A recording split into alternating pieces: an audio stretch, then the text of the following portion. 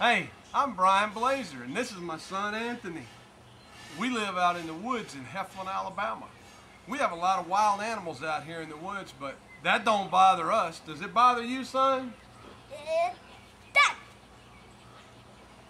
It don't bother you. Whoa! They like to snap, but snapping turtles don't bother me. Snapping turtles bother you, son? Them don't bother me, Pappy. Does a copperhead bother you? No.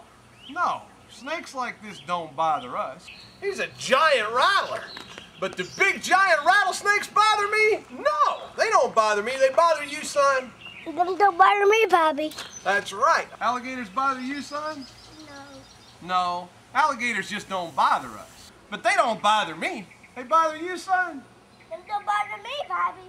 That's right. Porcupines don't bother us. And skunks, whew, they stink, don't they, son? They stink, but skunks don't bother us. Skunks bother you? No. And rats, they bother some people, but rats don't bother me. They bother you? No.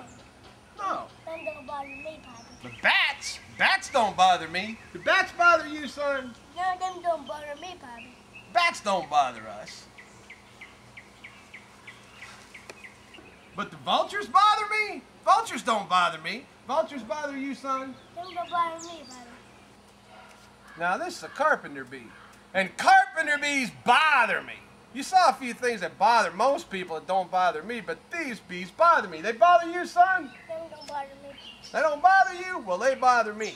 Because they eat holes in people's wooden houses and buildings. And once the bees start eating up your house, the next thing you know, the woodpeckers move in to eat the bee larvae, and they start tearing the boards off the side of your house. So carpenter bees bother me.